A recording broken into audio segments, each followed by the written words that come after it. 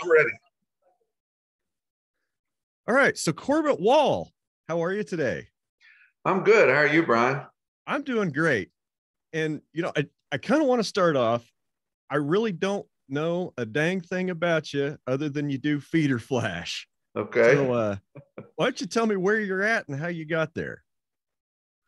Well, I am here in Canyon, Texas, in my home office.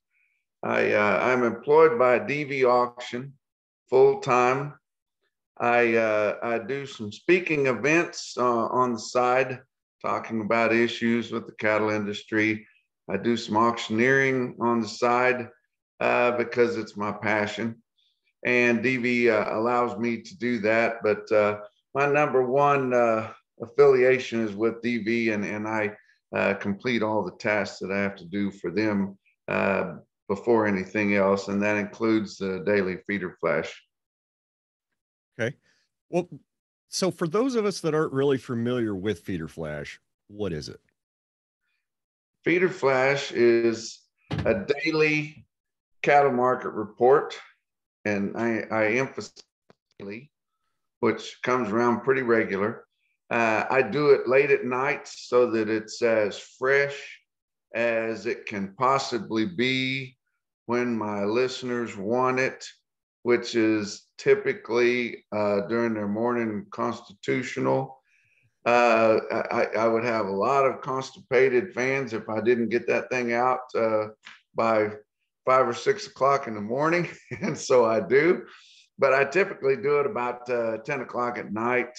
Usually posted about midnight, and it has all the latest fundamental things that are affecting the cattle market and cash markets, kind of emphasized on feeder cattle auctions. I'm a big proponent of auctions.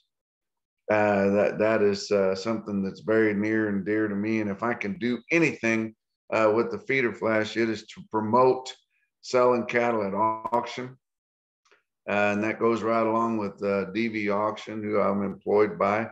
But I don't mean to get political on there and touch on touchy subjects, but it has just gotten to the point where this cattle industry has gotten so political that it veers me in that direction. I was a USDA market reporter and market reporting supervisor for almost 20 years. And I always stressed to my trainees, which I had a jillion of them, that the way you report a market is, of course, we reported direct markets and grain markets and hay markets and all kinds of markets, but typically a cattle auction. How you report one of those is if you were leaving the sale after you set and reported on the market, and you ran into a buddy of yours in the parking lot on the way out, and he said to them, "Hey, I didn't make it to the sale. How'd it go?" You tell them how it went. You don't just say, well, compared to last week, feeders were mostly steady to $1 higher, trade active, demand good. See, old buddy, that's not the way you report a market. You tell them what happened. Who was the ones that were making the market higher, or why was the market lower? What are the things that were affecting the market? What's the moisture conditions? What was the quality or condition of the cattle? Things like that. And I was always frustrated because at USDA, we were never encouraged to do that. Just encouraged to do the bare minimum? Yeah, just bare minimum. That's basically what they wanted, and it ruffled their feathers all the time as I tried to report markets in the manner that I thought that they needed to be reported. Government just has a tendency to set the minimum performance standard, and that's where people go. Well, for most individuals that want to go above and beyond, it's easier to back them down to bare minimum than it is to get the lazy ones to do more. So that's typically what they do. Yeah, for sure. I'm thinking of, and this is something I talked about a little bit in the last episode, but just recently, I was at the Grass-Fed Exchange Conference down in Fort Worth, and I listened to a couple guys that operate some meat plants on a panel. And one of them, the discussion was about testing to pass or testing to find. And the regulation says like you have to do so many E. coli tests per quarter. And the gentleman that was speaking, he said that, he went to a conference and he's listening to other meat plant operators saying, oh, well, it's such a hassle that we have to do these tests once a quarter to submit them to see E. coli. We never find anything. It's just a big hassle. And he said that he tests 10 to 15 times a day and they almost always find something, but they find it in the plant and then they can do something else with that product before it goes out to the consumer. And I guess what I'm trying to say here is that's an example of that's the most recent example I can find in my head of a government standard where they say, well, you only have to do it 4 times a year and this is just what you're looking for. And if we're just testing for that absolute minimum standard and just looking for that, just looking in that tiny little window, it's kind of like the difference between peering through a keyhole and looking at an IMAX screen, Right, for sure. I early in my career with the federal government, I worked for meat grading for a time in acceptance work, and they would draw random samples and things like that, which I realize it's not cost effective to run samples on all of it, but whenever you do find something that needs attention, it makes you wonder about how much else is in there, But I don't know, in their capacity, what the answer for that would be. I think that my takeaway from that is, and this is kind of a conversation I was having the other day, that you have a big organization that ownership is detached from, say, running that meat plant, right? Well, the ownership gives the manager a directive: make us money. So he's just going to try to make as much money as possible. And then the ownership can come back, 2 years later and say, you're spending $3,000 a month on tests. We don't think that that's necessary because the government says you only have to test once a quarter. So we want you to only test once a quarter and do away with all that daily testing. And then over the next several months, contamination gradually, sneaks back into the plant where they're not testing regularly. And then they have a problem with consumers and have to do a big recall. But the cost of the recall was probably less than the cost of the testing program. Right. I think that's a big part of corporate ag, is that big corporations, that is their only goal, is to make lots of money. And they have a boardroom, and that is all they're concerned with. I think it's up to the individuals within the industry to keep a rein on them, in a certain sense. We don't want to push them out. They employ a lot of people and then they create a lot of food. But, when you have one goal in mind, to make as much money as possible, which I'm not saying that's not what we should be doing. All of our economic rules depend on that. I was a ag econ major in college. Every single economic rule you have depends on people having a goal of making money. So that's how supply and demand works. You have to have that. But if you're completely railroading the way that business has been done and kind of the history of it, maybe we need to back up and take a look at that. Yeah, for sure. I want to back up a little bit and let's go through some of your background. So where are you from? You mentioned you have a ag econ degree. Where'd you get that? West Texas A&M in Canyon, Texas. Okay, so not too far from where you're at now. No. I left for 20 years and then I came back. I started out in northeastern New Mexico, Clayton, New Mexico area. That's where I grew up as a child. My dad bought and sold cattle for a living, and I say that in admiration of him. He bought cattle and he sold cattle. He did not have an order for those cattle. He was never an order buyer, and he was proud of that. On his deathbed, he said, "I never had an order." you know, he bought cattle and he resold them. You could do that back in the 70s and 80s and early 90s, whenever he was the most active in his career. But he was a sale barn trader, which is a dirty word. Nowadays, you're not even supposed to talk about things like that. Most auction markets don't allow that anymore. But back in the day, you needed that. You need speculators in any market to keep it fluid. And when there wasn't a order there for a certain class of cattle or any type of livestock, really, he was the guy that would come in at some point and guarantee that there's a market. But he did that all of his life. He was he bought cattle in the country and resold those cattle to people with feedlot orders or directly to feedlots. Bought calves in the country and sold them to backgrounders in other areas. But that's what he did. We had an auction for a while. We had that in our blood. My grandfather built the sale barn in Clayton, New Mexico, that's been there and been running all these years. He built it when he got back from World War II. My maternal grandparents ranched south of Clayton.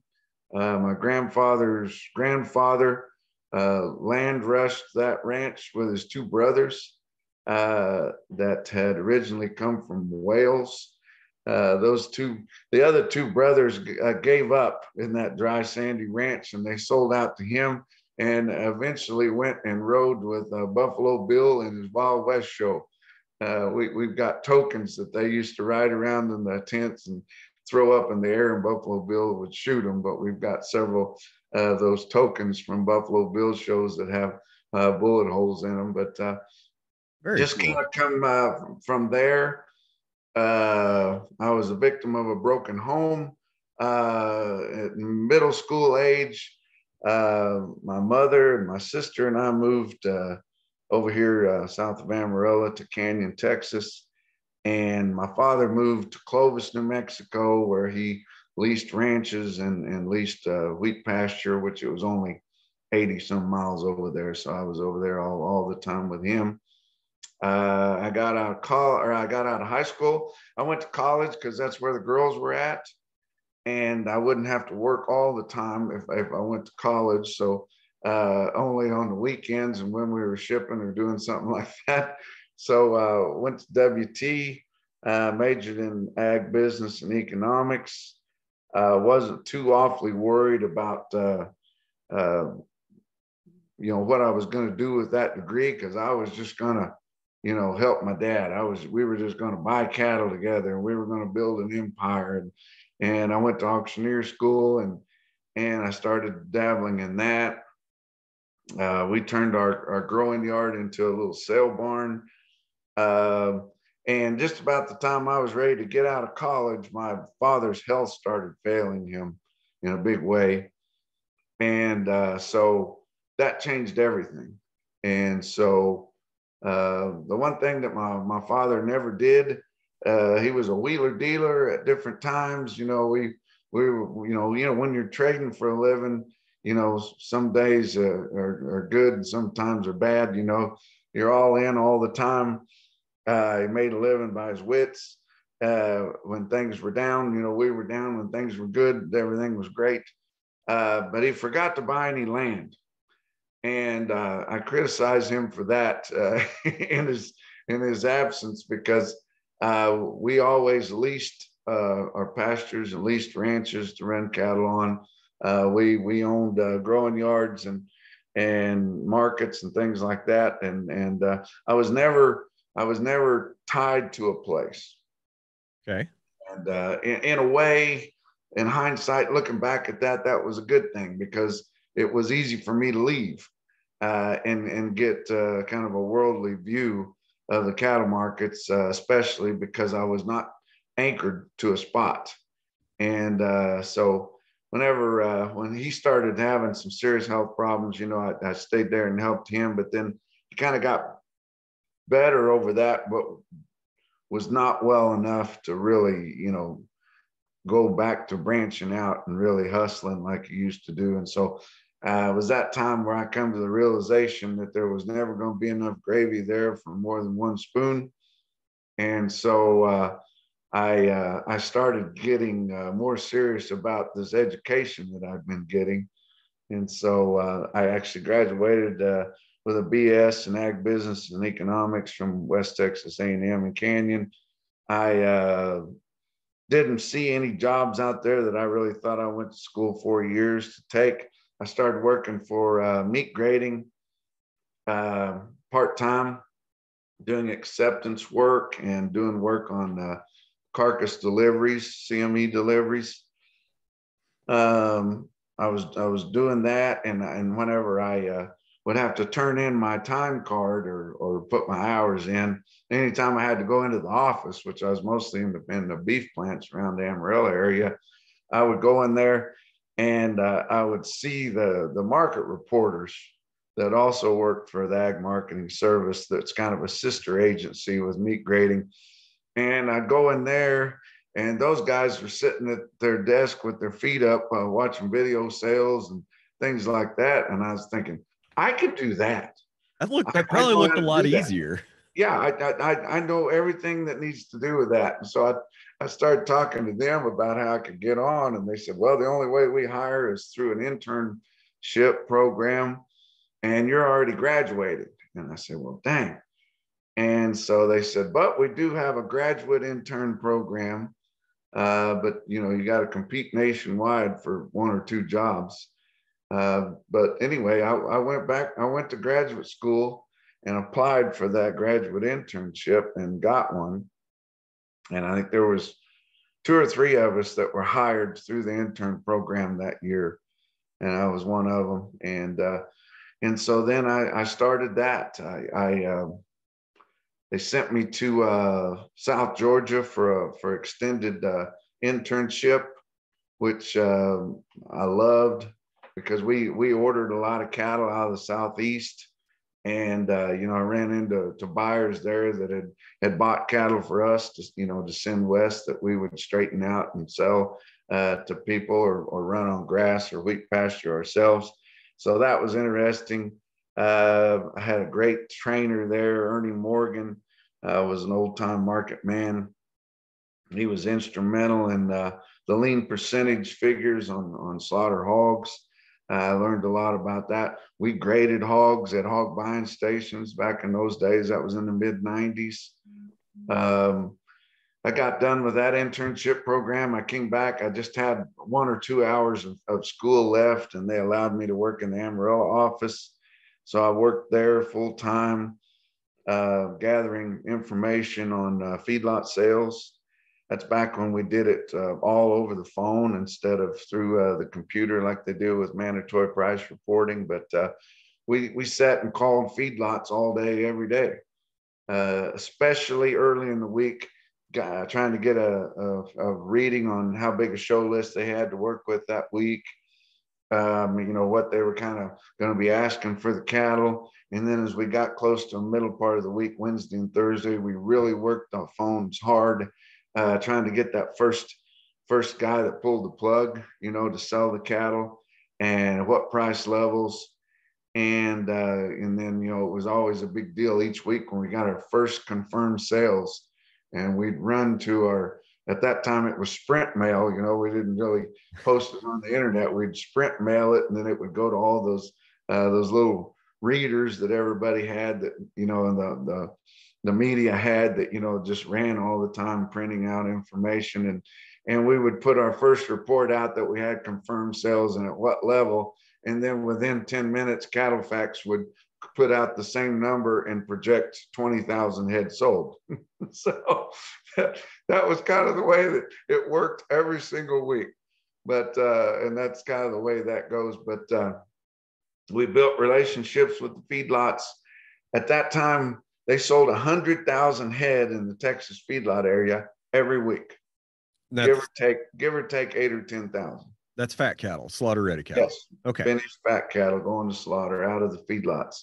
Most of the feedlots, although some of them were corporate then, most of them were custom cattle feeding operations, and the feedlot managers had grit. They played hardball. You know, they bargained with the packer buyers each week. They worked, they negotiated, they tried to get all they could get every week for their customers. They did the same thing in Kansas. They'd sell near 100,000 head in Kansas. They did the same thing in Nebraska, and that's the way business was done back in those days. And it hasn't been that long ago, really, if you think about it. That was in '96 when I was doing that.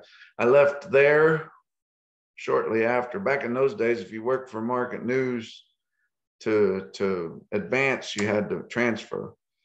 And so I transferred to South St. Paul, Minnesota. I worked at the stockyards in South St. Paul half the time, and I worked at the cash grain floor at the Minneapolis Grain Exchange the other half of the time. That way I could pull relief for one or the other people that if they were out. But it was the first time I'd really been exposed to a terminal market, an old time river terminal market, and selling fat cattle at auction. And that was the nation's cow market at that time. They had a viable cow market 5 days a week. And so we called a trend on that. And it's amazing how much difference steady to firm is, or fully steady, or steady to $1 higher. It's amazing how much difference that made in the way people perceived markets on a daily cow market. And like I said, that was the nation's cow market at that time. Learned a lot on the Minneapolis Grain Exchange on the cash floor. We would have pie tins with samples from grain carts or trains of grain, and you would have buyers come around and look at that grain and bid. It was actually a basis that they would bid. It would be basis the board for dark northern spring mostly, but also Durham wheat. But learned a lot there. Hold up, like, yeah, some of these terms that you use, like, I have the understanding of about a fifth grader with. Like, okay. when you get really deep into talking about marketing terms, I get lost. So bias the board. What the hell does that even mean? Well, basis is what I said. Basis, not bias. Yeah. Okay. Well, basis is always the difference between your cash and your futures market. Okay. So if they would bid, of course, now let's say your Minneapolis spring wheat, which it's all out of Chicago now, but at that time on the floor, right down from where our office was at on the floor, you had people in the pits, throwing their hands back and forth, bidding on it in Minneapolis, Minnesota, just like they did all the other products in Chicago, other than Kansas City hard red winter wheat, and they did that in Kansas City. But if they came in there and they looked at your cash floor, so that was totally different. That was a cash price. And they were looking at samples of grain cars or trains of grain, and they were making a bid. Use today's quotes. Let's say your futures price was $12 a bushel. Okay. And they would bid plus 35. So that day, if the seller would take it, and it was your big grain companies that were buying and selling from each other, if they accepted that bid, we would close that price before the futures closed, but it was going to be plus 35, whatever the futures close was. So if it was $12, if futures closed at 12, the cash price would be 12.35. Okay. Or it could be a negative basis, just depending on how your markets were. If it was minus 35, then you would take it off and then we would post that close on prices. And sometimes we didn't sell. Sometimes we would close with a bid price or an asking price. But we did that all by hand and it was on a ledger or a clipboard just right outside our office. And when the board indeed closed, people didn't really know what our basis bids were that we were going to close with, because we kept that in hand. We'd go around and interview the buyers and sellers just like they used to in the old stockyards when they sold everything private treaty. We would have all that, and then we would go out and we would post the close by writing it on this board. And sometimes there was nobody around, nobody cared. And sometimes people were hanging all over the top of each other, waiting for us to make the strikes with their pencil. And it was interesting. And then there'd be a world of grain, wheat that would sell off of those prices that were established there on that cash grain floor. It sounds like nobody can probably really understand how all the market forces work and interact with each other and keep track of everything. Not really. And it's rare when you find fundamental people like myself that's always been involved in cash sales and cash markets. It's rare to find people that totally understand that and understand all the technical or the squiggly lines on the graphs that all of your technical market analysts look at, when they're looking at head and shoulders and filling gaps and all that kind of thing. Very few people can do both. I know just enough about the technical side to be dangerous, and so I don't comment on it very often. But I'm totally fundamental, and I'm totally a marketing guy when it comes to cattle. Not so much on production. Even I just it frightens me how much time most of your cattle producers spend on production, and they don't spend enough on marketing. I agree with that, and that's been a problem as long as I've been around in the cattle industry, and probably you too. We're not good marketers, No. and we're not good it's not our fault we're not good marketers. I mean, marketing is hard, and you have to spend time on the things that that are going to keep the lights on a lot of times, and to some extent that is marketing. But what I keep going back to is I think that us cattle producers were sold a lie 40 odd years ago with the checkoff. And ever since then, our share of the producer's share of the consumer beef dollar has done nothing but fall since we've got the checkoff. And the part of the lie is let us help you market that. Let us advertise for you. We'll do a better job. But yet we see the share of the consumer dollar keep falling and falling and falling. We've given up our marketing power to, these giant conglomerates that have all the power in the market and have basically evaporated the cash trade. Yeah, they spend most of that money preaching to the choir. You always wondered why you would open up these cattle magazines, whether it be a production type magazine or a market publication or anything, and you've got all these ads in here for beef. Those people pretty much like beef. I would a lot rather see them put a billboard in Times Square or something like that to reach people that we don't necessarily get our word to very often. But as you know, and I don't want to get too political on here, but most of those big ads that are run in those market publications are done for hush money. As long as they are given a lot of advertising dollars in there with your and mine beef checkoff dollars, well, then they kind of control the message for that publication. Yes. You're a content creator. I'm a content creator. And my show is sponsored by my patrons. So I don't have any corporate interest, any company telling me what I can and can't say. And I don't have to worry about upsetting anybody. I just have to worry about keeping the people that listen to this podcast happy and hoping they'll throw a few bucks my way every month.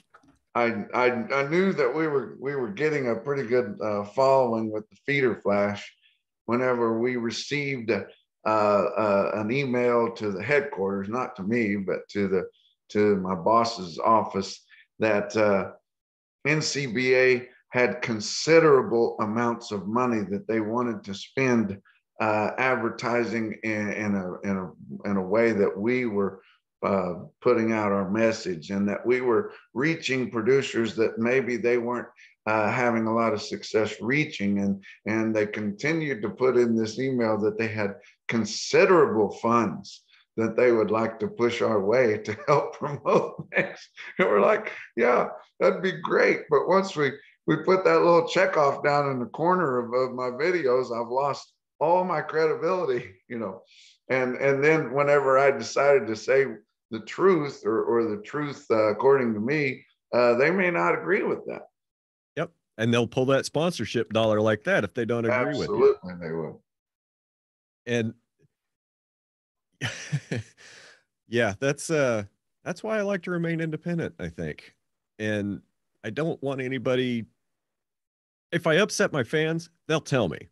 Mm-hmm. They'll tell me immediately, and they'll tell me what they want to hear. They'll tell me what I did wrong, and I've got to listen to them. Right.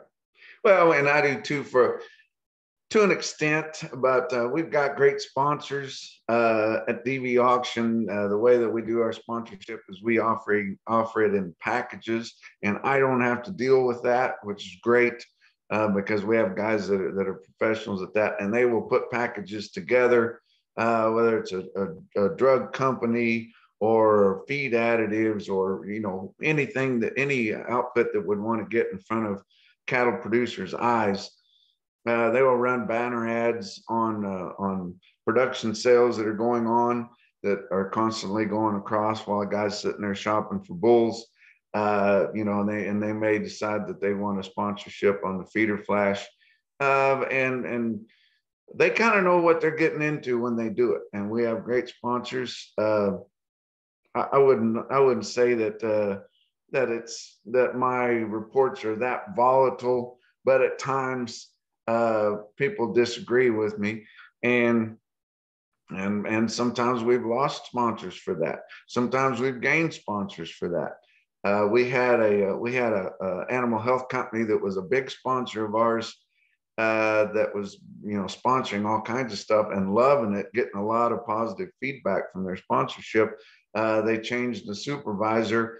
I came out against the jab mandate, the vaccine mandate, right? Not for cattle, but just for, you know, I was just giving my point of view on the COVID vaccinations, and was against that. They immediately come out and said that was against their company policy, and they pulled sponsorship. But that's fine. We had others to fill in where they left off. Yeah, yeah, that's kind of funny. I can't imagine why NCBA would be having trouble reaching some producers, that you'd have a different audience than they would. That seems really odd. Now, I was talking about this with another friend yesterday. So we have NCBA, we have RCAF, and we have U.S. Cattlemen's Association. I'd really like to see on a map where all of their members are and how big of an operation they are and what type. Like, it seems like NCBA's membership is going to be mostly full of feeders and small cattle operators in the east. RCAF is going to be your big cow-calf guys kind of in the northern plains, and USCA is southern plains and southwest. And again, more cow-calf guys. Yeah, actually, the U.S. Cattlemen's Association, which I am affiliated with, I work with them some, and I'm actually on some of their committees, and I support them in almost everything that they do. So I don't know how many years ago it's been, 4 or 5 years ago, they asked if I would come do a presentation. And it was one of the first presentations that I did for hire. They asked if I would come talk to them about some different issues that were affecting the markets and the industry and things like that. When I went up to the U.S. Cattlemen's Association, I was surprised to find that I did not find pot bellies and cheap suits. I found cattle guys, producers with shit on their boots and wore out jeans, you know, and maybe a dated blazer, you know, because they were trying to fix up a little bit, you know, but wore out hats and just salt of the earth type of people. But they're actually pulling their producers from the same place that RCAF is. It's mostly Northern Plains, mostly mountain states, even going back west as far as Washington State, but very, very few Southern Plains people and hardly any Southeastern people. So, RCAF and U.S. Cattlemen pull their members from basically the same pool. Of course, you're going to have, a few people, coming in once in a while, but your Southern Plains is almost entirely NCBA. But it also is some of your affiliates that have gotten tired of NCBA policy and are kind of looking for a home. Yeah. As opposed to Kansas Livestock Association, which runs NCBA along with Texas Cattle Feeders Association, you have a Kansas Cattlemen's Association, which is people looking for other direction. You know, they're looking for a breath of fresh air, you know, another policy. And they kind of split between RCAF and U.S. Cattlemen's Association. And you have several of those grassroots organizations that do that. I let my membership to Kansas Cattlemen's go. I've never been a member of KLA, but I'm definitely a paid up member of RCAF. Maybe I should go get that Kansas Cattlemen's Association membership renewed. Yeah. But NCBA, no, they don't get my membership dollars. They have to get my checkoff dollars, but I don't have to send them any membership dollars. Yeah. But if you were talking to someone from NCBA, they would say, well, those are not our dollars. You know, but it's funny that those dollars make up 70% of their budget. Those dollars are really allocated from the state beef boards, but though many of those state beef boards are really inbred with the affiliates of NCBA, and they'll throw a few dollars here and there. They haven't thrown too many dollars at Bill Bullard, and not that he wants or needs them. They have thrown a few dollars to U.S. Cattlemen's Association. You know, as they're sitting on tens of millions of dollars, they'll throw them $100,000 a year or maybe $150,000 a year to work on a project or something like that. But maybe buy a little silence too. Yeah, well, it's not working if that's what they're spending it on. Oh, goodness. Okay, so we could talk about markets all day. Yep. We could talk about problems in the markets all day. How do we fix it?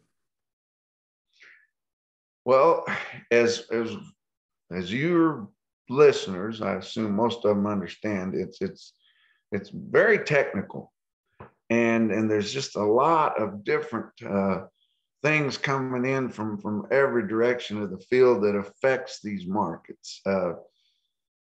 And a couple of years ago, 2.5 years ago, I was at a U.S. Cattlemen's Association event in Billings, Montana. We were getting together with some of the more outspoken members there, including Justin Tupper, who owns St. Ange Livestock in St. Ange, South Dakota. Lee Richmond, who is a cattle farmer feeder in Nebraska. There were several of us around there, and we were ruminating on a ribeye that we had just completed, and we were enjoying adult beverages at Jake's Steakhouse there in downtown Billings, Montana. And somebody said that exact thing. We're losing our markets. How do we fix it? And we hem-hawed around there for a little bit, and they asked me what I thought. Well, being in my position, which I haven't been with USDA for 8 years now. Okay. I don't have any sour grapes about my time there or leaving USDA because it afforded me so much opportunity to learn. I mentioned after I was in South St. Paul, Minnesota. After there, I went to supervise a one-man office in New Holland, Pennsylvania, in Lancaster County, where the Amish and Mennonite trade is, and went to fat cattle auctions there, and then got moved back to St. Joseph, Missouri, where I spent most of my career in St. Joseph, Missouri. And I got moved in there whenever they started mandatory price reporting. And I moved there to work on mandatory price reporting, and I helped publish some of the very first reports from MPR, and then moved back into voluntary reporting with the federal state program. But, you know, I was able to see a lot of different angles of that. You know, I've reported markets in Montana and Nebraska and all over the country, in Kansas. But I told them, I said, you've got to have more negotiated trade. We are losing all of our negotiated trade. From the time in the mid-90s when I was in the Amarillo office working, and we were gathering all the trade with a big yellow legal notepad and a fat pencil, to having all that information turned in automatically, it actually ramped up the loss of negotiated trade and the formula deals and all that kind of stuff. And we're just losing it so fast. We've got the tail wagging the dog here. When you've got over 90% of your cattle selling off of what less than 10% bring, how much sense does that make? None. And how much effort does it take to manipulate that small price?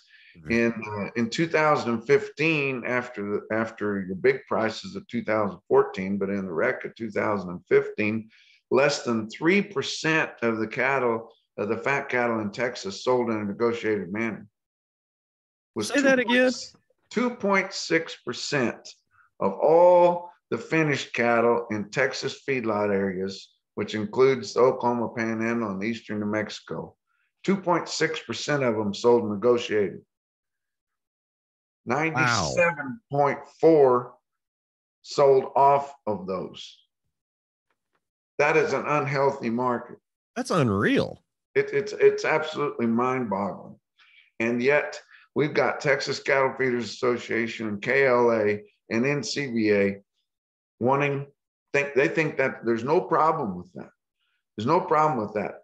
It is packers dictating what you get for the cattle and getting the negotiated trade price so small that you can manipulate it with $100 bill under the table. It's absolutely ridiculous. Well, this is what I was telling them at U.S. Cattlemen's Association. I said, we've got to preserve this negotiated trade. We're losing it all in Texas. It's very small in Kansas. You know, it's still healthy in Iowa and Nebraska. Colorado is just about done. We've got to preserve that negotiated trade. You've got to have that bid-ask relationship. And when I give my presentations, I always say it's like those American junk hunters, or what do they call them? American pickers. Yeah. Those picker guys. You ever watch those guys? I love to watch that show. You know, they go into somebody's basement and they hold up a piece of junk. And as they hold that piece of junk up and blow the dirt off of it, the guy that owns that piece of junk, that forgot that he even owned it, all of a sudden that piece of junk becomes very important to him. And he realizes that it's more valuable maybe than what he thought it was. And so they're saying, well, what do you want for this? You know, and he has no idea, and he doesn't want to price it too cheap. Well, I don't know. What would you give me for it? And that back and forth right there, the human element of trade is what we've got to preserve. If we don't have that, you know, that's not a market. That's not price discovery. You have to have a bid ask. It's just like in an auction. The auctioneer is the one doing the haggling. You know, the product is there in front of them. You've got the guys bidding on the product, and they're bidding against each other, but you can do it in a fast mode with the auctioneer doing the haggling for you. So, you know, and there's a lot of things, and I love auctions. I love auctioneering, but I just love all the mind games that are going on in a 30-second draft of auction sale.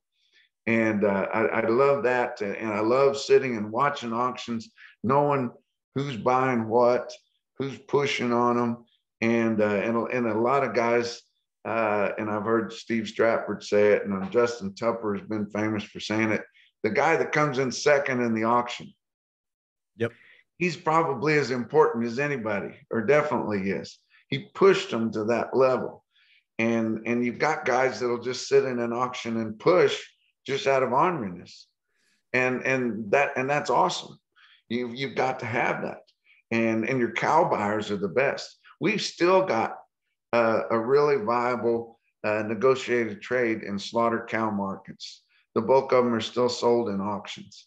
And I've got one of my best friends in that I grew up with. He's a cow buyer for a major cow kill, and he tells me, he said, I went to this auction, this particular auction that has a lot of slaughter cows, and I never had an order.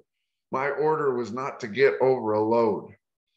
And I said, well, what did you go for? And he said, just to push, just to keep the other guys honest. And I think we don't have that in your fat cattle arena. We need something like that in your fat cattle arena. Yeah, for sure. So you said that, you know, cow trade, there's still a lot of cash discovery in the cow trade, you know, and we've been talking about, you know, we've mentioned grids and formulas. Now, I'll admit, I think I have about a 2% understanding of how those things work. And my understanding is like, okay, so you have a grid or a formula, and they're based on what the carcass yields and grades, right? And Right. pounds. And the price that they pay for those pounds is determined on what the cash market is. Right. But if less than 15%, I mean, and I guess sometimes that, you know, 15% fat cattle cash trade, that number can kind of be up for debate. Like you said, in 2015, less than 3% of the cattle in Texas, fat cattle in Texas, traded on a cash basis. Where are these cash trades actually happening for fat cattle? Like, are they all concentrated in one or two barns, or is it like, do all the regions have a little those bit? Do not include auctions. So in the Southern Plains, in Kansas and in Texas, there are no fed cattle auctions. There used to be, though, right? Well, sure, there used to be at one time, but that went to direct trade as soon as your feedlots moved out into the Great American Desert.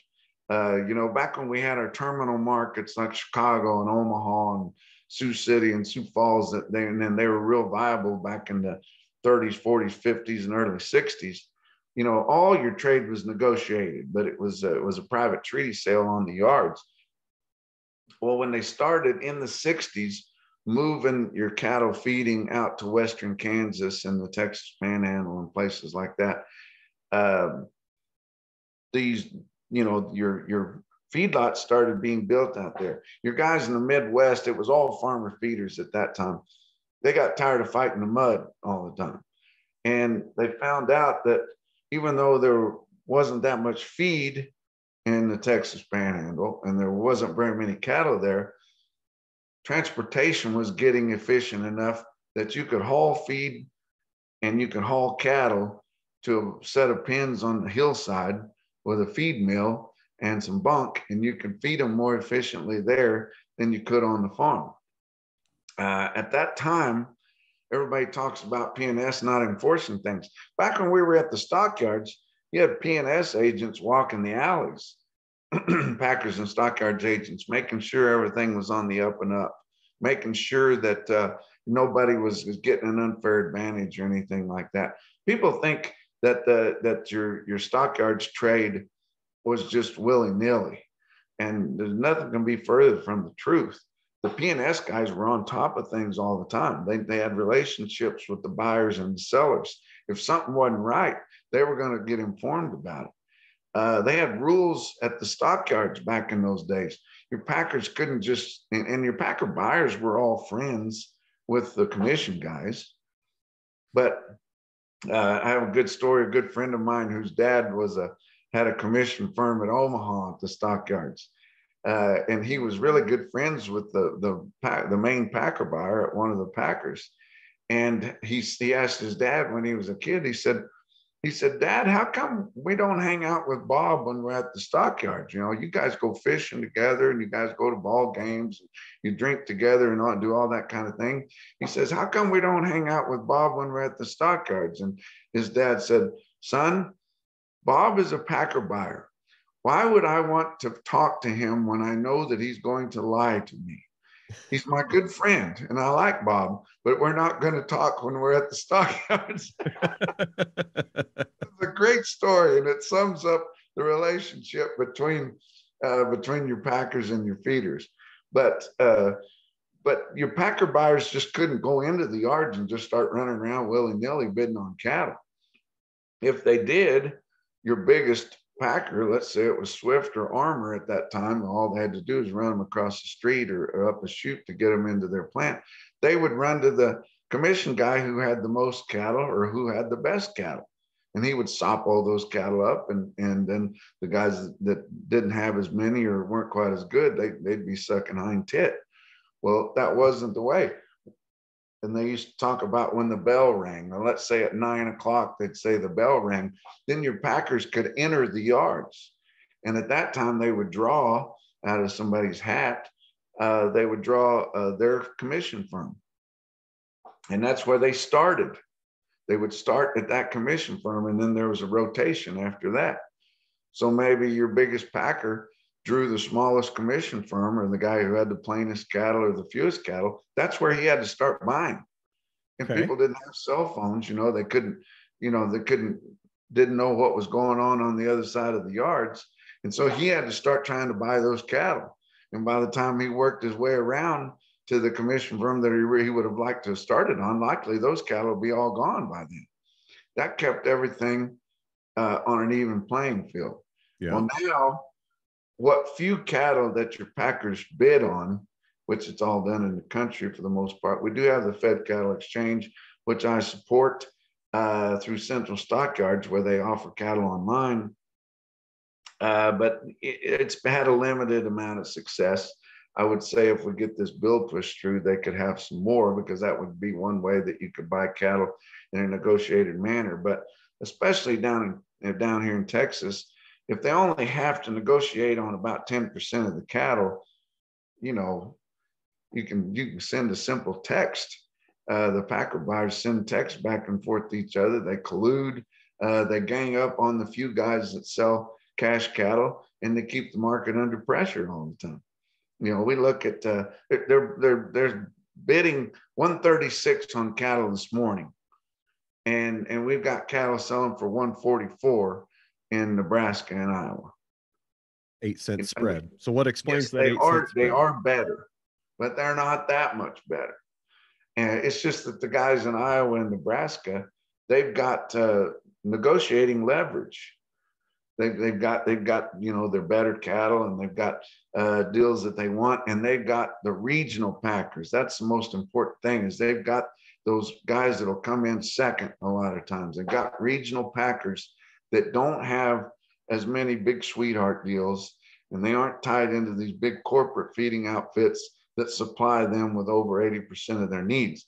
They need to buy cattle on the open market, and most of them feature a higher quality product, and so they'll go after those better cattle, and they'll go after volume of cattle when they're short bought.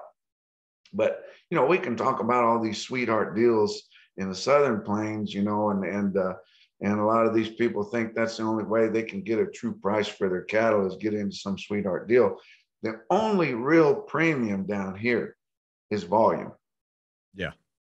Whenever you've got one cattle feeding enterprise that's going to supply you with in some instances, over 3/4 of your needs for a particular facility of a big four packer, how valuable is he to you? I mean, he gives you almost everything you need, and then all you have to do is just pick around the edges for the rest.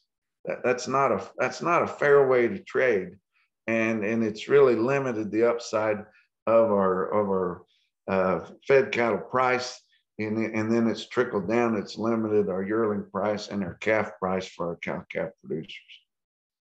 Okay. And that's why the share of the retail dollar over the last 30 years has gone from the 60-cent percentile down in the 30-cent percentile. Yep. Yep. So you mentioned some legislation. So let's talk about some legislation that's coming through. We've got let's see, we've got Fisher Grassley, which I guess has become the compromise bill now. And we've got 5014.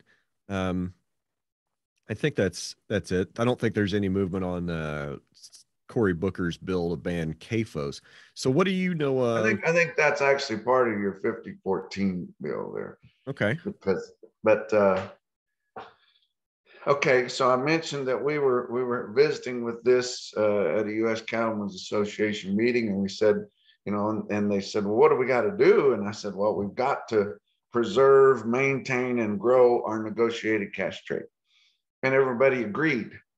And most all of these smaller grassroots associations like Nebraska Cattlemen's and Iowa Cattlemen's, they had policy that they supported at least 50% negotiated cash, but they weren't doing anything with it.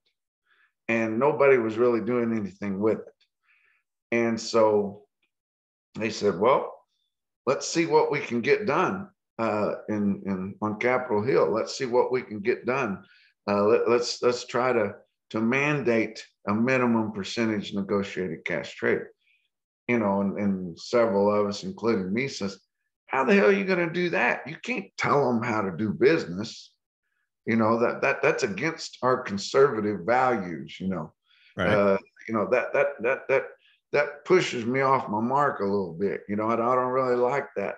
And they said, well, let's see. In Texas, at that time, they were trading about 7% negotiated cash trade. And they said these four packers are taking that 7%, and they're entering in it to all these AMAs, we're saying now, these alternative marketing agreements, these formula trades, the sweetheart deals. They're using that as a base price. They are totally exploiting that number. And some of them are not participating in the establishment of that minimum negotiated trade. So if they're not participating, especially with each location that they have, and they're exploiting that number, we've got a chance right here that we can mandate that they participate in that number that they are using. And so we started pushing on it. Everybody wanted 50 at the beginning, and then the 14 is that's on cash trades with delivery within 14 days. So it's a current deal.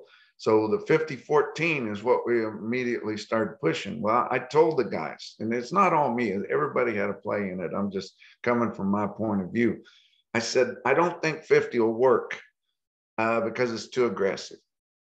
I said, I think we'd be a lot safer with 30, because at 30%, that allows your big corporate feeders, they're not going to change we're not going to be able to upset the whole apple cart, Right. Your big corporate feeders that are in line with an individual packer, we don't want to force them out of business, and we're not meaning to change the way that they're doing their business, but we need to leave them room. So we need to leave them room to do business as they want to do it. And we also need to leave room for these people that are in these branded programs. And the way the branded programs work is a packer goes to an individual cattle feeder or producer, and they says, your cattle are just too good. they're so much better than your neighbor's cattle because you're so much smarter than your neighbor. And you're doing such a good job with your genetics, and you're feeding the cattle superior to him. And your cattle are just way better than your neighbors. And so we really want to put them in our Excalibur Gold and Diamond Ranch program. And man, the guy feels so good about it. And he's like, really? You want to put mine in there? And he says, yes. And he says, here, sign this right here. And promising all your cattle to us. You're not going to take bids from any other packer. We're going to buy them. We're going to base them off the 5 area weighted average, and then we'll give you premiums and discounts after that. And then, then we're going to give you this deal to hang on the wall that says you're in the Excalibur Golden Diamond program, and you're one of the very, very few that has cattle good enough to do that. And he says, sure, where do I sign? And then as the packer buyer's driving off his place, he calls his boss and he says, yeah, we got all his cattle tied up too. And that's the way those branded programs go on. But they make those guys feel so good because they make them believe that they're smarter than their neighbor down the road. And just by nature, your cattle feeders are so competitive that that's what they want to do. And they always talk about plussing the market. Well, I spent $30,000 on a bull, and I've maintained ownership of these cattle all the way through, and I've done such a great job of it and all this kind of stuff. And I plus the market. And what does that mean? Well, instead of my cattle bringing 136, they brought 136.35. And I don't really care that if I would have teamed up with some of my other producers, we might could have got 138 or 40, because I got 35 cents a hundred more than my neighbor. And that's really all I care about. And that's the way that the competitive nature of cattle feeding is done. While you've got 4 packers over there, and I've always said it's easier to get 4 heads together than it is 400 or 4,000. And they're keeping the market under wraps all the time. And of course, they're making billions and billions of dollars every quarter, having the best that they've ever had, the best return they've ever had. And you've got cattle feeders going out of business. And trickling down, you got backgrounders that can't make any money, and you got cow-calf people that can't maintain their property. And so that opens a door to talk about the cow herd numbers and the way they've been declining. Is that a worry for the next few years in the beef business? I think it's an opportunity, and that's basically a cycle. Ag people, you give a farmer or a rancher a market, an attractive market, and he'll flood it as fast as he can possibly do it. That's what he does. Flood it and screw up the price. Yes, and that's the way that goes. So we're in the cycle now where it's gotten hard times, and when you're talking about farming or ranching, it has so much to do with drought, and we've had serious droughts in some of our major production areas, South Dakota, North Dakota being the biggest one. There's a lot of big ranches up there, and as they start culling that herd, because they can't, they don't have the forage to support those cattle. Well, then slowly it's going to start affecting our production, and then our production goes down. The price will go back up with supply and demand, and we're going to see some really attractive prices for calves and yearlings. I don't know if I know we don't have the leverage to get the fed cattle market where it should go with these tighter numbers, because they've got such a control on it, they'll keep it under wraps. But your cattle, your backgrounders and your cattle feeders are eternal optimists, and so they're going to be betting on the come, thinking how good it's going to be, and we're going to see some really attractive prices. And I hope we get some of this Cattle Price Discovery and Transparency Act legislation pushed through the system before that starts happening, because as soon as our producers and our feeders start making a little bit of money, they're going to totally forget about all this. Yeah. Yeah. So what's the Price Discovery and Transparency Act? What will that do, and how will that affect the cash trade situation? Okay. What it is, and it is a compromise, but most of your opponents use that compromise because they like to use the term because it's showing that we're giving in. Well, so you had your 5014 bill with Charles Grassley, and I respect and admire Charles Grassley so much because he works for his constituents, and he's been there for a long, long time. And one of his biggest supporters has been the Iowa Cattlemen's Association. And we still have farmer feeders in Iowa. And it affects a large portion of the small communities in the rural part of Iowa to keep that viable. And so Chuck Grassley understands that. He always has, and he's always pushed for that negotiated trade to remain active and have a good market where people can afford to feed cattle and walk their grain to town, is what they say. It gives them another option to market their grain, which a lot of them do. So he was for 5014. And a lot of people say that the results of this bill, or the people that are pushing it, don't want 5014. Hell, I wanted 5014. I'd like 107, I mean, it'd be great, but we can't get it. It doesn't do any good. And as much as I admire so much of the RCAF movement and everything, they are famous for biting off more than they can chew. They push for things that they know they're not going to get, just to raise awareness and things like that. Well, we got an opportunity to get this bill passed in legislation and make it a law. So let's say I and us at U.S. Cattlemen's Association were thinking that 3014 would be a better way to do it. So then we had Deb Fisher, who grew up on a ranch. She's a rancher in Nebraska. And she thought, well, this 3014 sounds like something that we can get, because let's say right now, which is true, Iowa is still negotiating about half their cattle, about 50%, and Nebraska is about 33%. So naturally, that 30% sounded doable to her. And as we started trying to get that, they got a lot of pushback, of course. And mostly from your North American Meat Institute and NCBA, which North American Meat Institute is Beef Association. Yeah, North American Meat Institute's just a mouthpiece for the Packers. Exactly. Yeah, absolutely.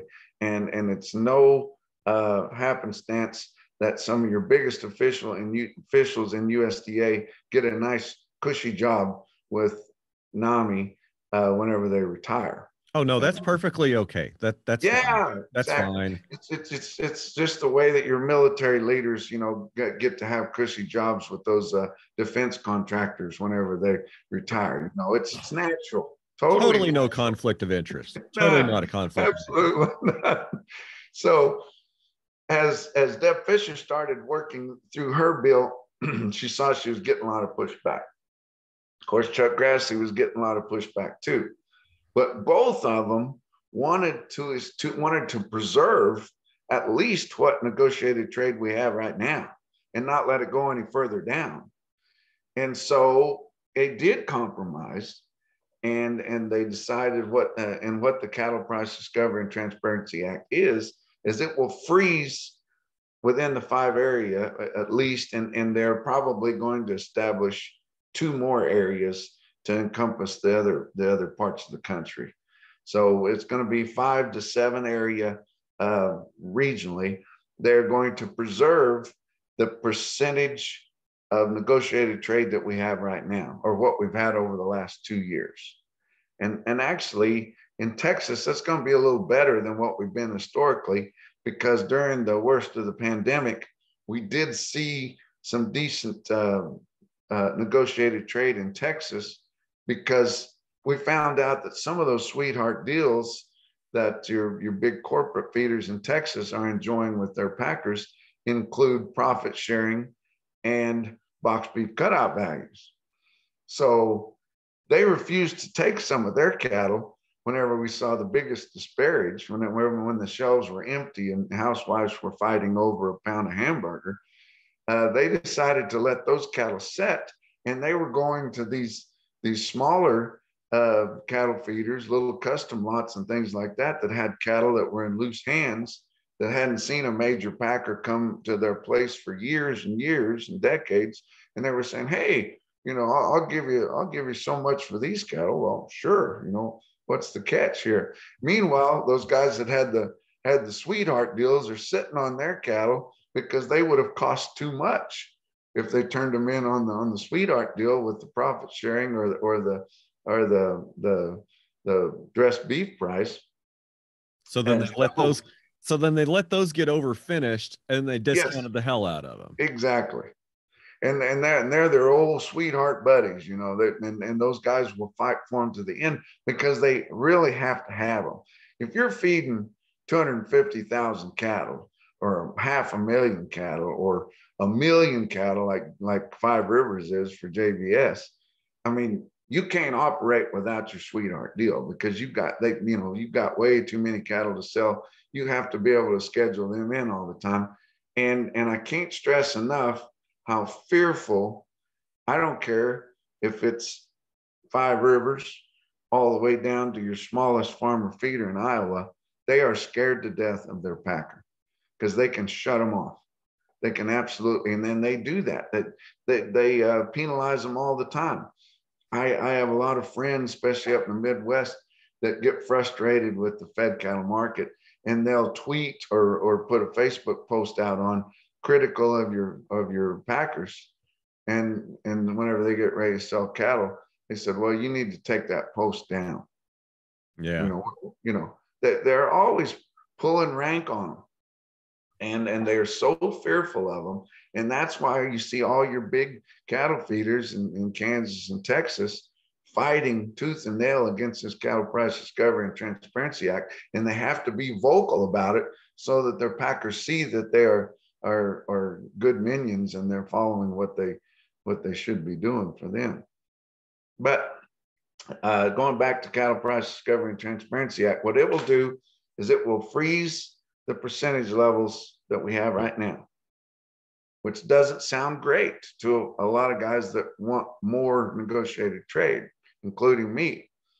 But one thing that they're forgetting is that it will freeze those percentages per packer location. Okay.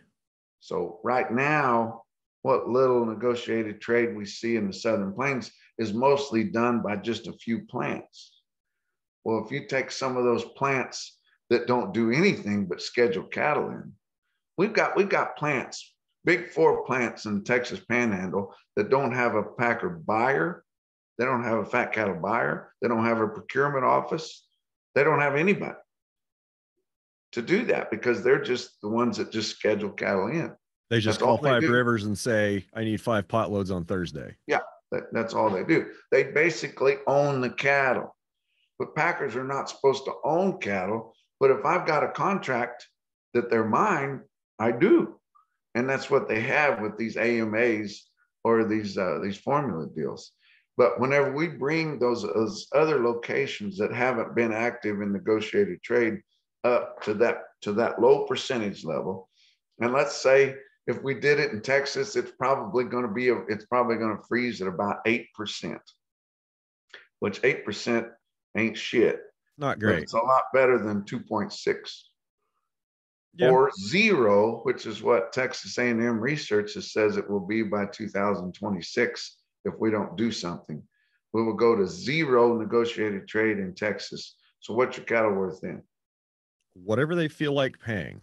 Exactly. It's not a lot different than today, but at least there are some areas where there is a cash trade to support a little bit more price discovery. Exactly.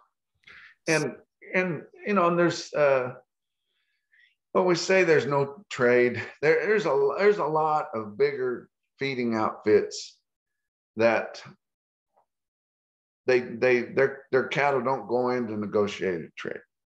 They're feeding Mexican cattle, or they're feeding coon shit, or they're feeding something that's not all that great. They're not that desired, but they do hang on the hooks and they do make beef, and you know, it's a product that your packers need. Well, they'll sell their cattle the high for the week. So they'll promise them a big volume of cattle, and the price they get is the highest price that anybody else is negotiated for within that area. And they may not let loose of the cattle unless they like, you know, what's going on. So in a way, those are at least they're negotiating their volume. But a pure negotiated cash sale in Texas is rare and hard to find. Okay. So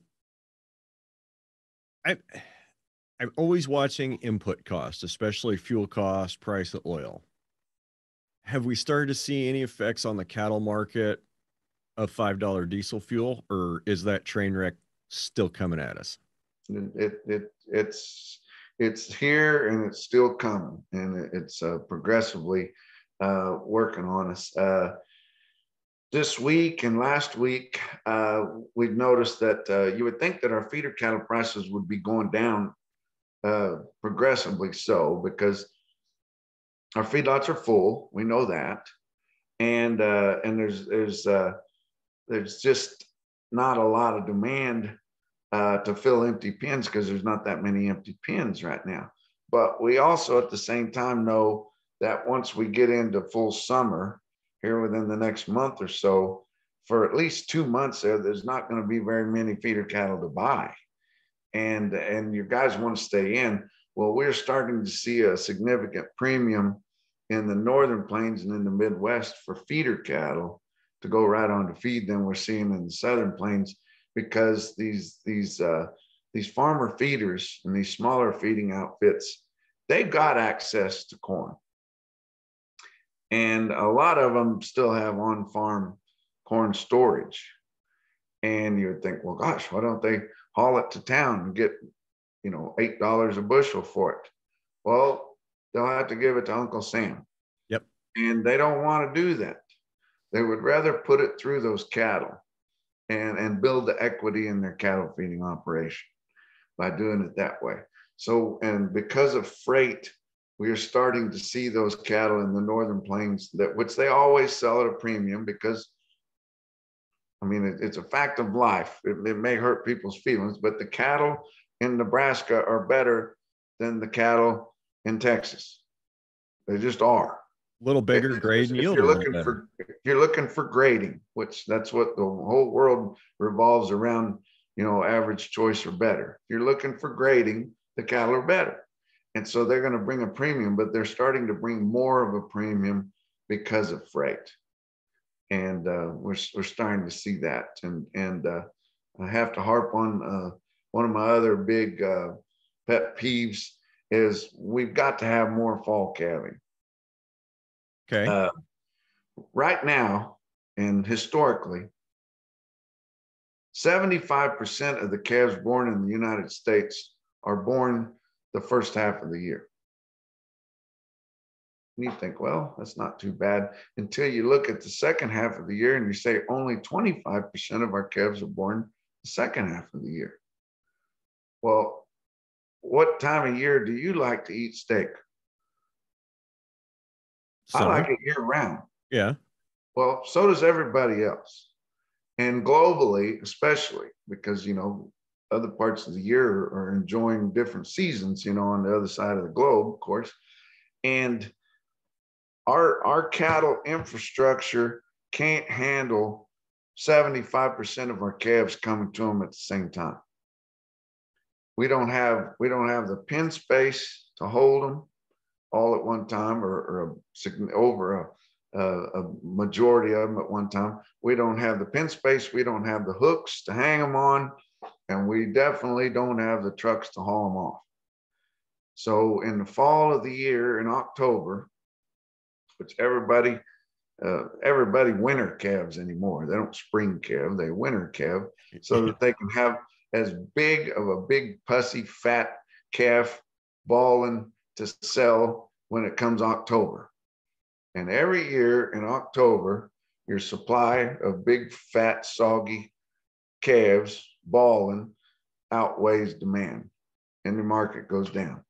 And you know, if you're turning your bulls out the same time as your neighbor, and you always have, and y'all always help each other brand the same week, and you do everything the same as each, how smart is that? You need to get out of step a little bit with your production cycle, because it's clogging up our infrastructure in the fall of the year with all these big fat calves. I mean, I can 100% see your point.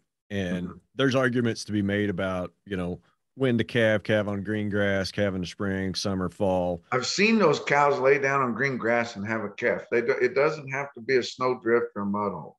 They can do it on green grass. A lot of people don't believe that. Yeah. And you know, I found that they'll actually have calves out in the pasture just as good as they'll have them if they're standing in a dry lot. Absolutely.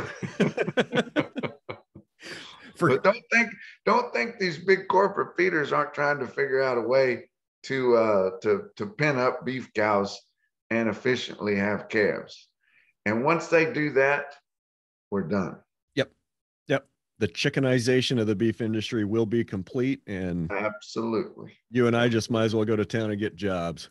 Well, it's going to be just as quick as if we don't get some type of legislation like this Cattle Price Discovery and Transparency Act. If we don't get something like that done to limit what is this integration that's been going, every cattle feeder will just be a contract grower, which they basically are now with the sweetheart deals and everything like that.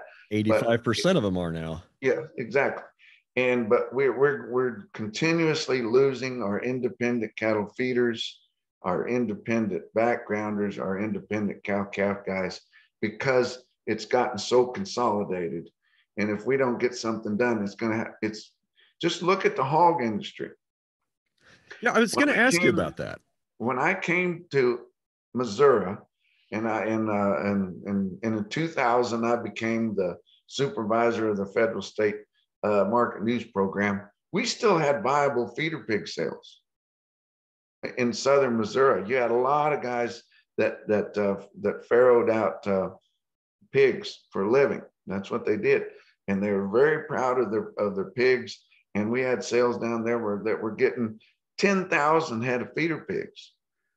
And you had a lot of growers. You know, they're not necessarily backgrounders, but growers of pigs. And they would buy those pigs and grow them and then sell them on the cash slaughter hog market.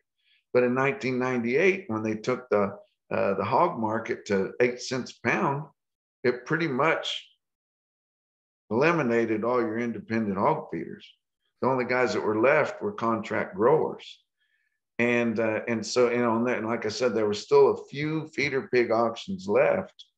And if you think those guys that had a potload of pigs weren't as proud of them as your rancher that's got a potload of 500-pound black baldy steers, you're wrong. They were as proud of those pigs as anybody would be.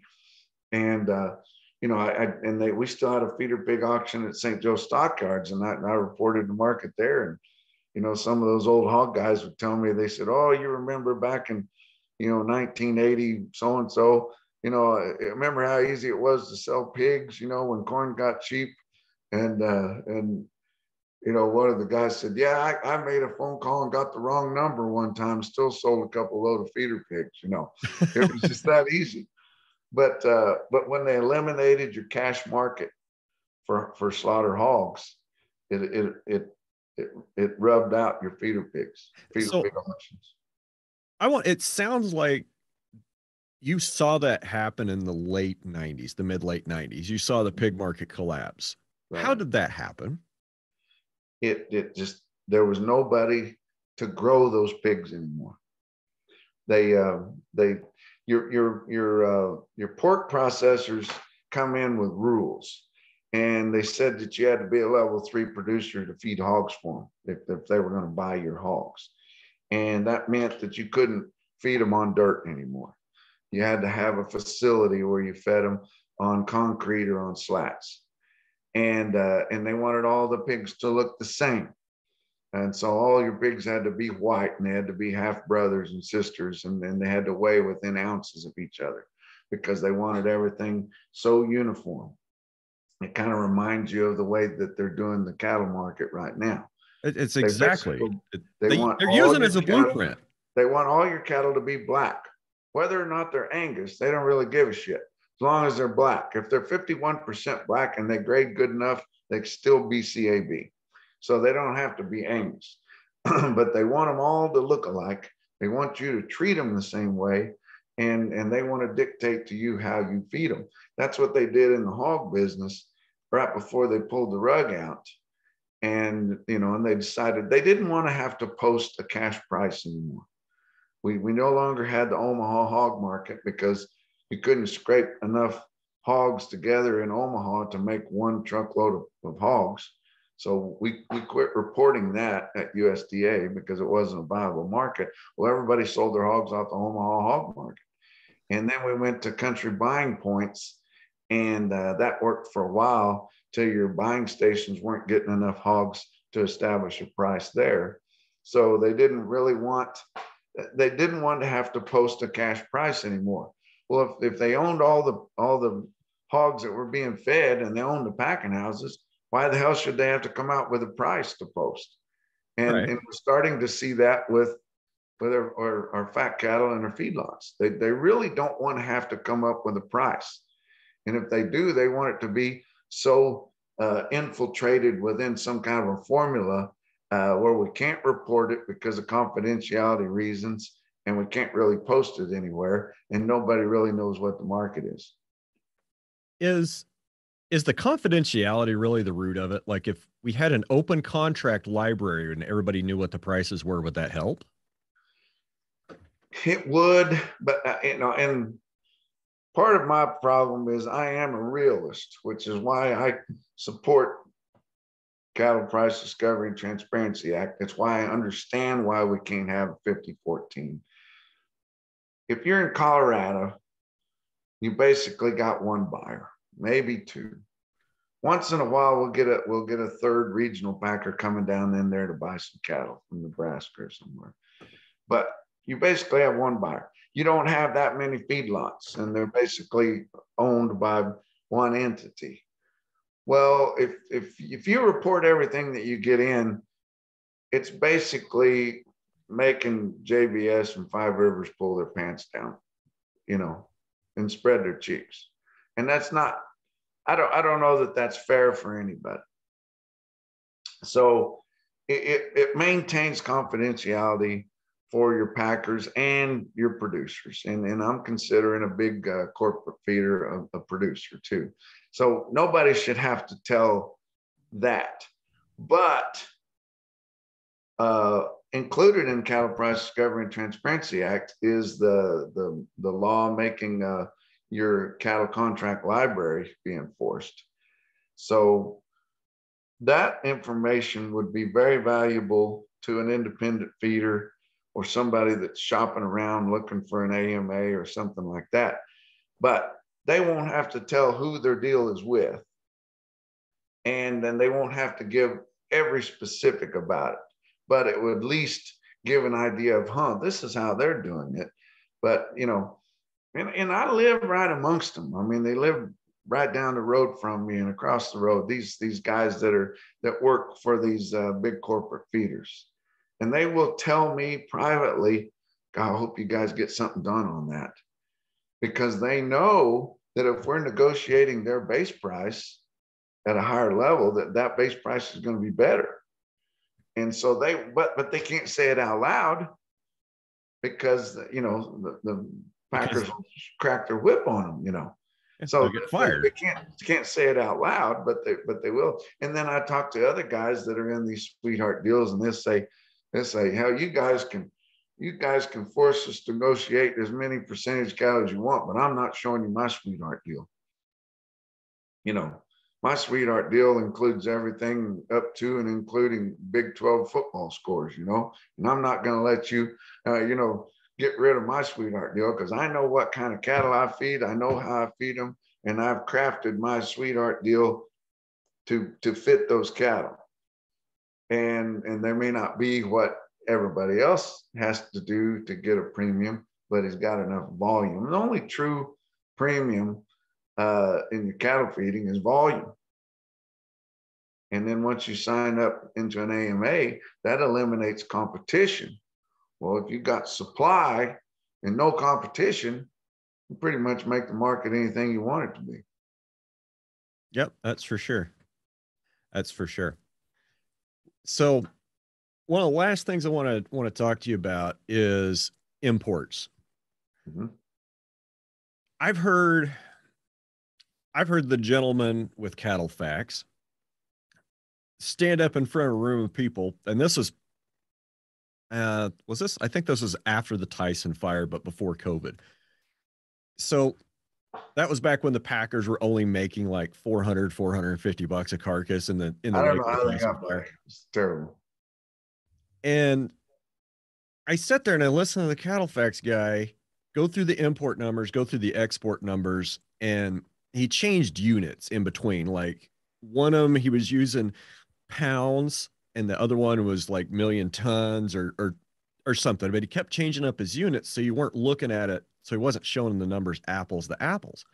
So I sat there on my pad and I scribbled down the numbers, and I did the conversions. I was like, okay, we're importing more than we're exporting. So tell me why all these imports are a good thing for the American cattleman. And the guy with Cattle Facts got pretty upset. He didn't have an answer. Mate, do you have an answer as to how we're importing more than we're exporting? But why is that supposed to be a good thing for the cattleman?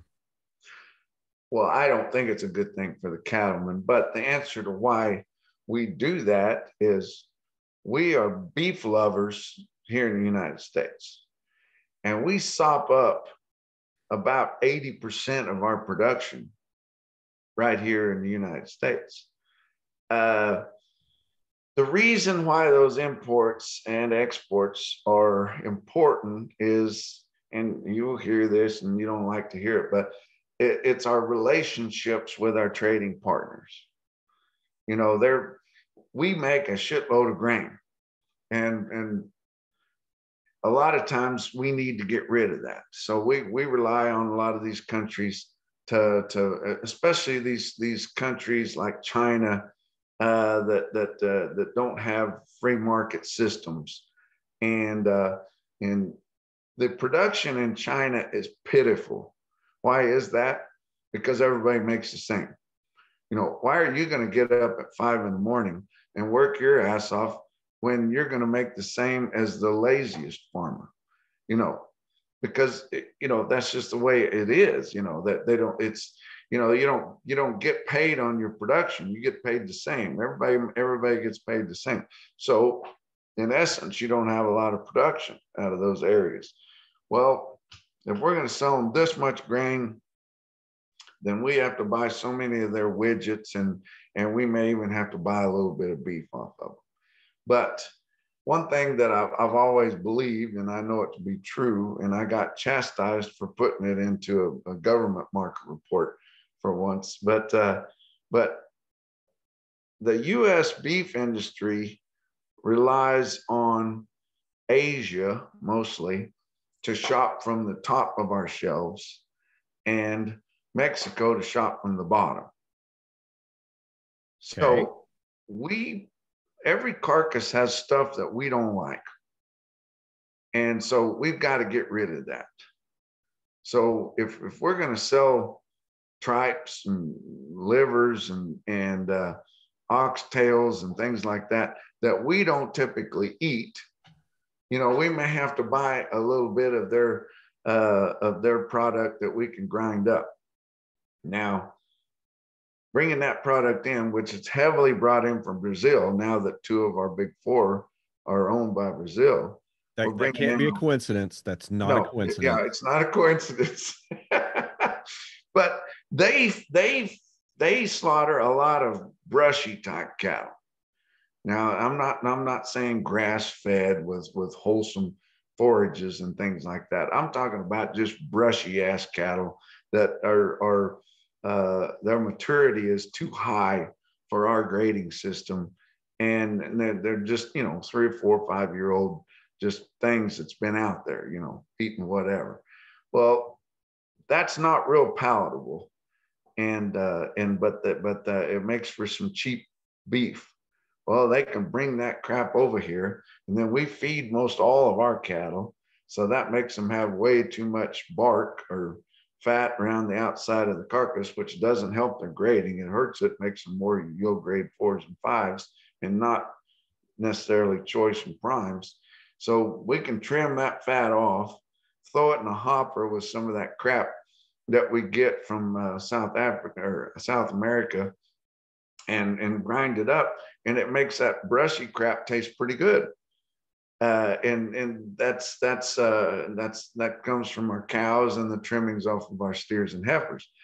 But them putting product of USA on that is not fair. Yes, and it should be against the law. And a lot of people in the industry cuss me because I do not support mandatory country of origin labeling, but I do support truth in labeling. So how would you want country of origin labeling to work? Do you think it should be a voluntary thing without a government mandate? no, I think we should have truth in labeling, where if there's a chance any of that product came from another country, it should have to say it. But 100%. 100%. But mandatory country of origin labeling, as many groups are fighting for, and the way we had it before, meant that every label should have a listing of any country that could possibly come from, which, good information, but most housewives didn't pay any attention to it. They had a budget and they were buying what they bought. The problem with having to list all that stuff out, like MCool calls for, is you've got packing plants in Canada. Our office in South St. Paul was right next to one. There was a plant in northern Minnesota that killed a lot of Canadian cows. Canadian trucks were backed up there every morning when I got to the office to unload Canadian cows. Well, with MCool, they got to shut that plant down, sterilize the entire plant, get every speck of meat out of every saw. Then they could start processing some cattle that came from another country.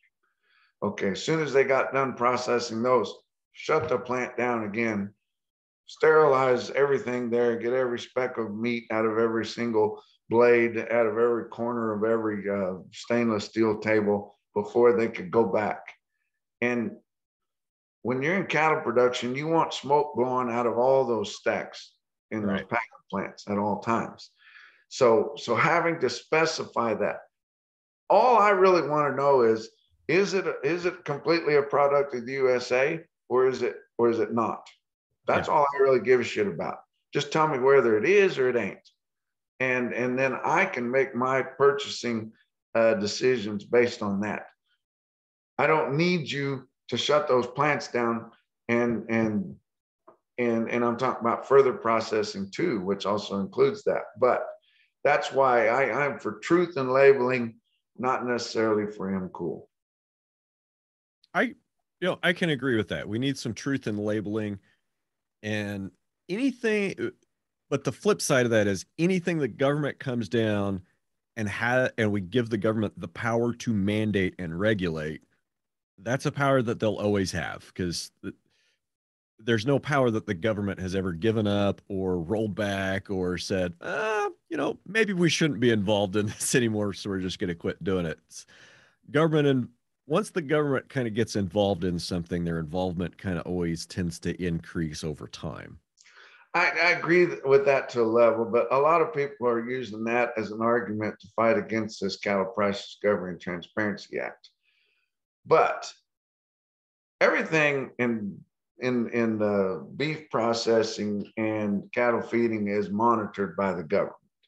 If you've got so many head on feed, and you don't have containment of your manure, and you're going to have a lagoon, or you're going to have to follow rules by that. You can only put so much weight on those trucks when you're sending those trucks in somewhere. You've got to have inspection whenever you slaughter those animals. Who else can oversee our trading of fed cattle and make sure that it's on a level playing field, or that we get a proper amount of negotiated trade to exploit that price with AMAs after we establish that price? Who else can oversee it? That's all there is the government. We can't, anybody else is going to get paid off, at the very beginning, and there's nobody else that has the authority to do that. So we have to have them come in there. And I will agree, if they would have enforced those P&S regulations that we had for 100 years, if they would have enforced them through the 60s and 70s and 80s, we wouldn't be in the shape that we're in right now, but we are. And so we have to do that, and even though, they're working that special investigator bill through Congress right now, or trying to, it's going to be hard for them to go in there and say, packers can't own cattle anymore. Well, they do own them. They have control of them through these marketing agreements. Now, that's one thing. The introduction of Brazilian packers changed, is they didn't outright own them anymore. We used to have Caprock cattle feeders. Well, that was Cargill's cattle feeding enterprise. We had Five Rivers, which was JBS or Swift's cattle feeding enterprise. Everybody had, JBS come in there, and they could not manage the logistics of running a feedlot, because they didn't know how to get the cattle bought, because they weren't used to of having to negotiate for those feeder cattle either. They'd just go make a contract with a big ranch, and they'd send those cattle in until they ran out, and then they'd go do another one. They didn't know how to go to all these pesky, competitive, negotiated auction markets and buy these feeder cattle. They didn't know how to do it. People were sending them balling calves, and they wondered why they were getting sick when they got to the feedlot. So they decided that they no longer wanted to own Five Rivers Cattle Feeding Enterprise. And so they sold it, but made it where they got all the cattle that come out of them. And all your other big packers and the ones that lived here were native to the United States. They said, hey, these Brazilians aren't as dumb as they look. We don't want to feed the cattle either. We just want them. We just want control of them. And so you saw Caprock disperse their, Cargill doesn't own their cattle anymore. They've dispersed them all to other big corporate feeders and stuff. They just want control of the cattle. They don't want to have to feed them themselves. Because there's risk in there. Sure. They're just trying to any risk.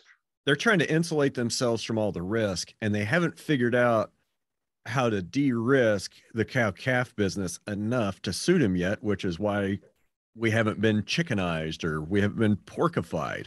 Exactly. But we are, if you stand back and where you can see the forest from the trees, we are slowly being done that way. But they don't want any liability when it comes as far as health and safety, and they don't want any risk. And I noticed that when I was back east working in Pennsylvania, when Smithville come in and bought the major packing plant out there, they're like, why do we have to compete for these fat cattle? We're in the hog business. We just make contracts with everybody. Everybody's a contract grower. Nobody knows what the market is. We're making lots of money. We want to do that on the cattle end too. They started going to those small independent feeders back east in Pennsylvania, and they wanted to get them all under contract. And then they even went to the Mennonite and Amish people that had, that grew cattle, and they wanted to get them under contract. They wanted to contract all their calves at weaning, several years out. Well, how would you know what your inputs are, at that point, to whether you could be profitable or not? But they immediately wanted to turn the cattle industry into the hog business. And that's slowly what's happening all over the country. So how do we stop it? We got to preserve what little negotiated trade we have. If we ever allow them to completely get rid of the negotiated trade, it's over. And the only way we can do that is put mandates on it. Yep. Yet we've got our biggest cattle associations fighting it because of their fear of the packer. I know, and he recently passed, but he was a huge cattle feeder and a close personal friend of mine. I shouldn't say close, but he was a personal friend of mine.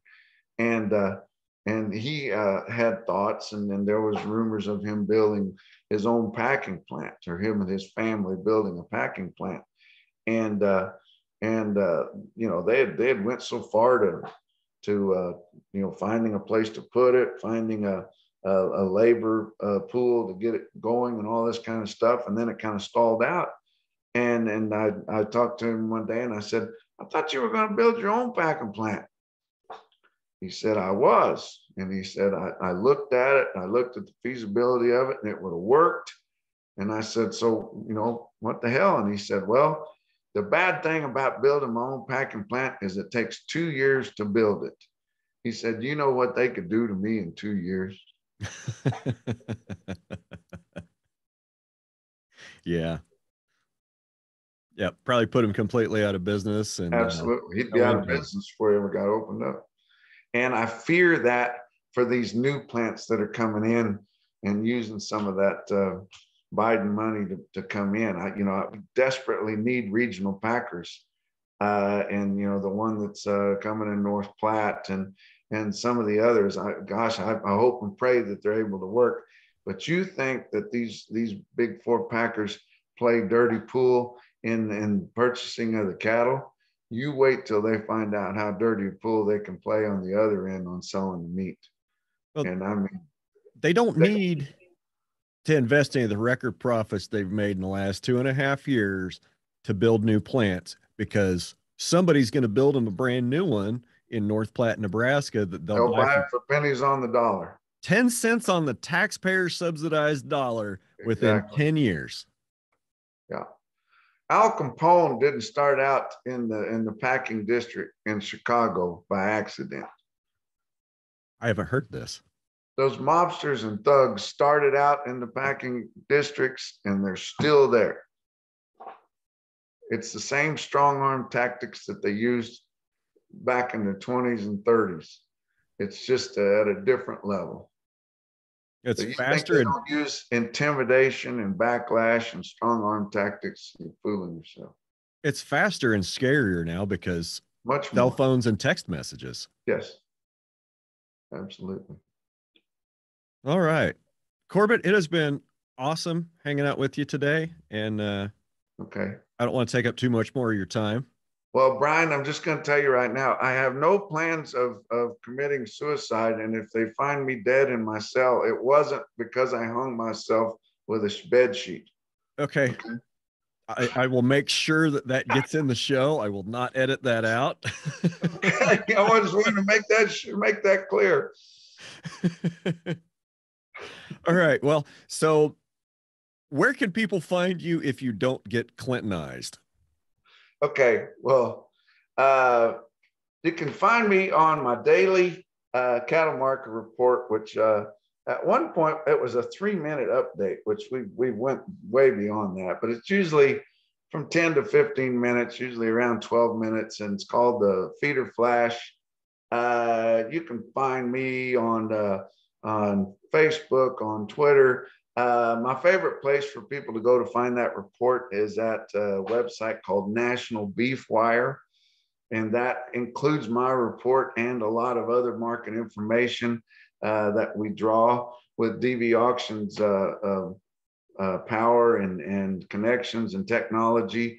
and it's got a lot of information on there at nationalbeefwire.com, and you can go on there. You can have the feeder flash in your inbox every morning as soon as it gets posted, and you can view it that way. But that's the best way to get a hold of my information.